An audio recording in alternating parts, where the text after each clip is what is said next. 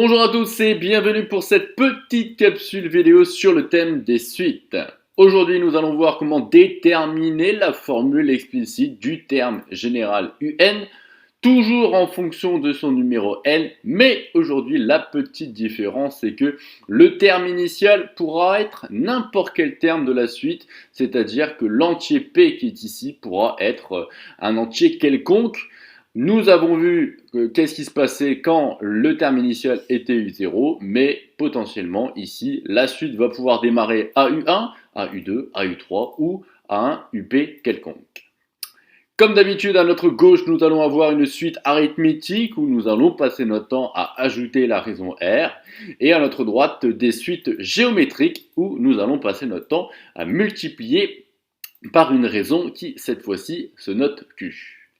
On a vu dans la capsule précédente qu'il y avait n étapes si on voulait aller directement du terme initial U0 au terme général de la suite, c'est-à-dire le terme UN. On est d'accord, hein, si je vais de l'étape 0 à l'étape 5, j'ai 5 étapes, et donc si je vais de 0 à n, j'ai n étapes. Concernant la formule, je vous fais le petit rappel, c'est-à-dire que pour atteindre UN, nous démarrons à U0 et ici à notre gauche, nous allons ajouter n fois la raison R, puisqu'il y a n étapes, donc on ajoute n fois cette raison de R, et donc à notre droite, nous allons faire la même chose avec la multiplication par Q, c'est-à-dire que nous partons de U0 et nous allons multiplier n fois par Q, mais attention, attention, quand on répète la multiplication, j'ai encore mis les warnings ici dans cette vidéo, quand vous répétez la même multiplication, vous obtenez une puissance.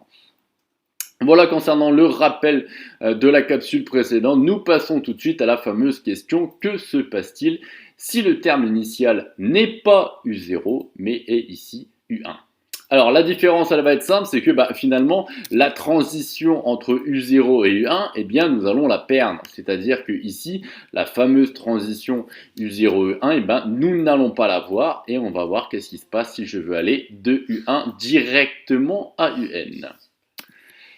Si à ma gauche ça fonctionne, on perd la transition de U0 à U1, à ma droite nous perdons également la transition de U0 à U1.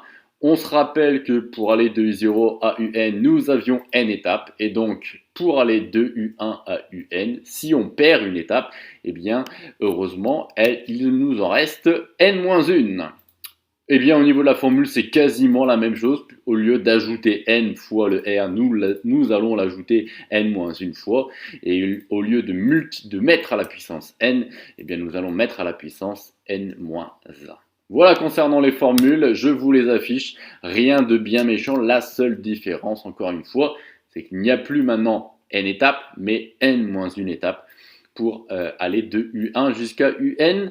Si on fait la petite généralisation, c'est-à-dire qu'au lieu de démarrer à U1, je démarre à un indice UP quelconque, la fameuse question, c'est combien y a-t-il d'étapes pour aller de UP à UN? La formule, elle est assez basique. C'est toujours la fin moins le début concernant le nombre d'étapes pour aller de UP à UN. Et donc, n-1 étape, si vous avez compris tout ça, il suffit ici dans la formule de mettre à la place de n-1, de mettre n-p ici au niveau du nombre de fois R et ici au niveau de la puissance.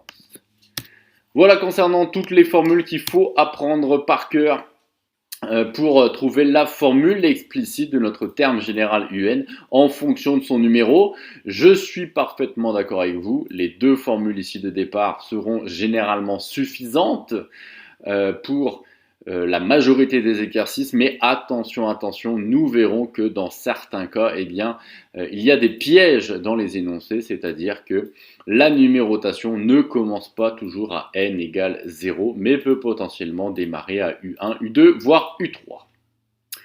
Passons directement à deux petits exercices où, à ma gauche, notre suite est arithmétique et le terme initial est U3. À notre droite, suite géométrique et terme initial U2.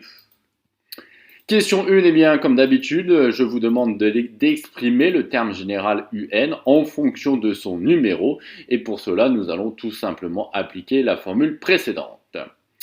À notre gauche, on démarre à U3, c'est-à-dire que l'indice P ici est égal à 3. Je vais donc recopier tranquillement cette formule en remplaçant tous les P par 3. J'obtiens donc UN égale à U3 plus N moins 3 fois R. Attention, ici, j'ai bien remplacé P par 3, j'ai donc ici U3. Là, j'ai remplacé P par 3, j'ai donc bien ici N moins 3. Attention, ici, c'est son numéro, c'est-à-dire 3. Là, c'est la valeur du terme de rang 3. Ne pas confondre U3 et l'indice 3.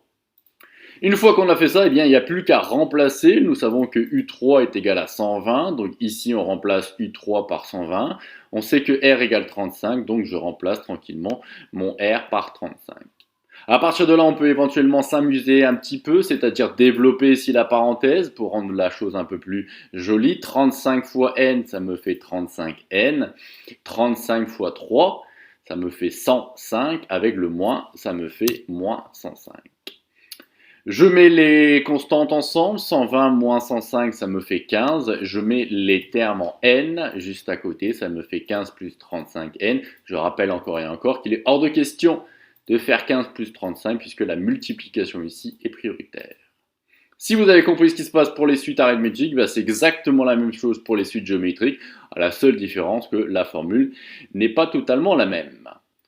Mon terme initial est U2, donc l'indice ici de départ c'est 2, nous allons donc remplacer les P par 2, et donc pour n'importe quel entier n supérieur ou égal à 2, je rappelle la numérotation commence à 2, donc supérieur ou égal à 2, je remplace mon P par 2, ça me fait U2 et Q à la puissance n-2.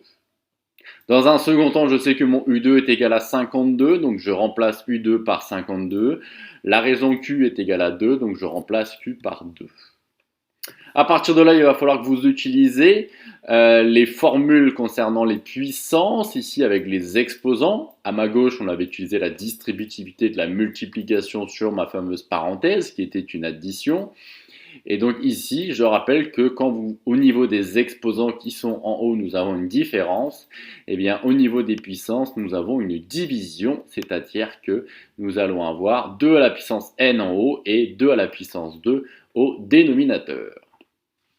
Une fois que vous avez compris ça, eh bien 52, je peux le diviser par le 2 puissance 2 qui est en bas, c'est-à-dire 52 divisé par 4. Comment on fait ça? Très facilement. Diviser par 4, ça veut dire que je divise par 2 et je redivise par 2, puisque 2 fois 2 est égal à 4. Je prends 52, je le divise par 2, j'obtiens 26. Je redivise par 2, j'obtiens 13 et je recopie ma multiplication par 2 puissance n. Arrivons maintenant à la question 2, tranquillement, on nous demande de calculer alors la valeur de U10 pour les deux suites, à gauche arithmétique, à droite géométrique. Je vais donc tout simplement substituer, c'est-à-dire remplacer notre n par 10. À gauche, nous allons tenir tranquillement 15 plus 35 fois 10. À notre droite, pareil, on substitue le n par 10 et on obtient 13 fois 2 puissance 10. Je rappelle également que le n qui est ici, à chaque fois, il faut également le remplacer, le substituer par 10. 35 fois 10, priorité, 350, plus 15, 365, sans grand problème. 2 puissance 10, ça me fait 1024, c'est la puissance de 2 qui est proche de 1000. Je multiplie par 13, s'il le faut, je prends ma calculette et j'obtiens 13 312. Ceci conclut